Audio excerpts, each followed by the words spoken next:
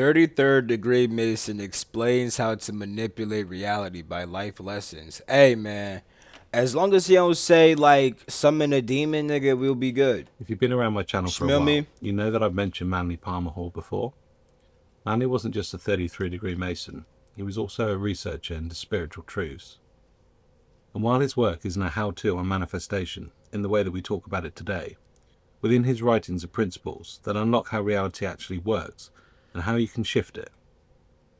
So in this video, I want to break down the 4 laws that give you the ability to consciously shape the reality around you.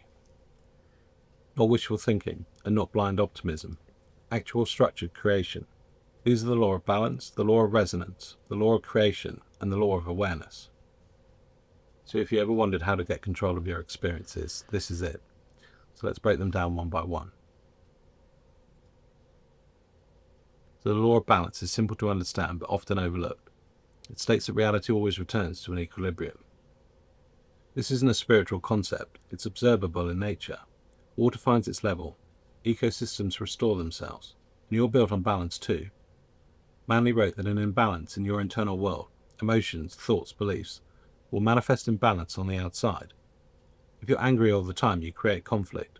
If you're needy or desperate, you'll repel what you want. And why is this? Because you're broadcasting a signal that says I'm not whole, and the universe, like a mirror, reflects that lack of wholeness back to you. So to apply this, ask yourself, where am I trying too hard, or where am I resisting what is? If you're forcing success, it usually slips away. But when you create from a balanced state, not too high and not too low, you move in harmony with the laws of nature. Balance is power in stillness. This is why mystics meditate. It's why initiates observe instead of react. Reality isn't manipulated by control, it's guided by alignment. When you're balanced, what you want doesn't need to be chased, it arrives. One of Manly's deepest points is that imbalance can come from over-identification. You believe you are your job, your relationship, your fear. But true balance comes when you return to the observer, the awareness behind it all. Detachment isn't about indifference, it's about regaining your center. Think of a pendulum. If it swings too far in one direction, it must swing equally far back. But if you remain centered, you are unaffected by the chaos, and reality follows suit. So in practice, start observing your emotional spikes. Every extreme emotion is a signal that you're out of alignment. Your job isn't to suppress it, but to recognize it and return to the middle. Over time, it becomes second nature, and your external life starts reflecting this quiet mastery. I mean, that's The law of facts. resonance says that What? That was all facts. I'm not going. There's nothing much I can say about that besides that was facts. I'm not going to lie. attracts like. Not The law of resonance says that like attracts like. Not metaphorically, but literally. You don't get what you want, you get what you are. This law is behind every successful manifestation. If your internal world is radiating fear, guilt, or powerlessness, you'll find experiences that match those frequencies. It's not a punishment, it's a reflection, a resonance. So if you want to manipulate reality, become the version of you that already lives the desired life that you want. Don't think like them, think as them. Don't hope they show up, realize they already exist, and you're merging with them. Manly wrote that the universe is like a giant echo chamber. You send out a signal and it returns amplified. So if you get stuck, stop asking what do I need to get, and start asking what am I putting out. I mean, that's facts. So one powerful practice is to record in your own voice the desired life that you want, and play it back daily. That frequency becomes your default. Reality has no choice, it starts resonating with you. Resonance works because the universe responds to internal. I don't know if that'd work. That'd be like a short term fix. You'd have to, if you really wanted to change what you attract inside of your life, you'd have to go a bit deeper than just repeating the same thing over and over again inside your conscious mind. Because that's great for your conscious mind, but what happens what's inside your subconscious mind?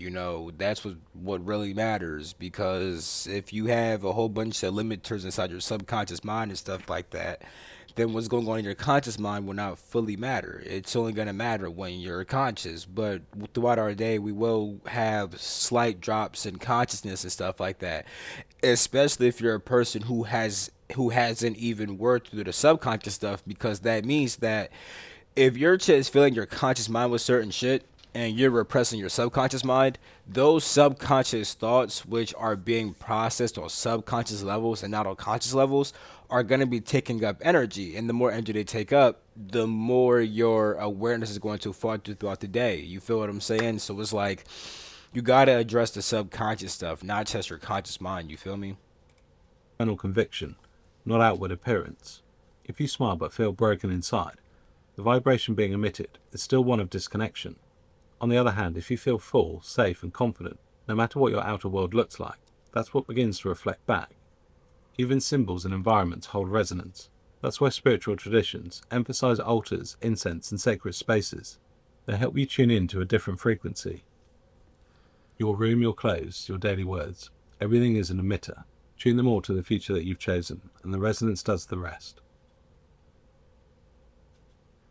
So Manly didn't say thought becomes things in those exact words, but that's at the heart of the law of creation. He taught that consciousness is a primary creative force of the universe. And if that's true, then your attention is divine power in motion. This law says whatever you focus on expands. The seed of reality is planted in imagination, not fantasy, not daydreaming, true imagination, the inner act of seeing, feeling, and knowing a thing into being. So the mistake that most people make is that they try to create while still doubting. They hope it happens, but hope isn't creation, it's hesitation. Creation is certainty. It's looking at the invisible and knowing it's already solid. Manly referenced the ancients who understood the power of symbols, rituals, and visions because they bypassed the conscious mind. That's the key. You don't think about what you want. You create it from a state of already having it. You're not waiting for reality to catch up. You're choosing which version of reality you're stepping into.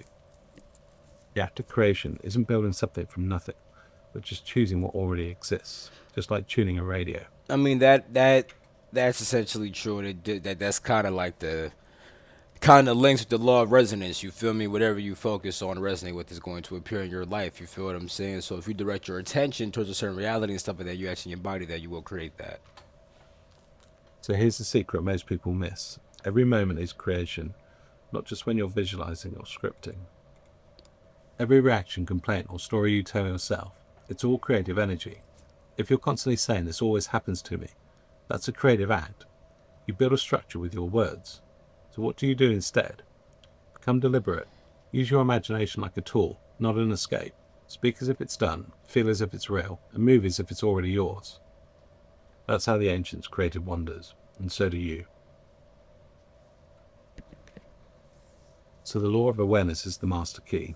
You can't change what you're unaware of. Manly taught that most people are living in a dream, what he called symbolic ignorance. You're the victim of your life and not the architect.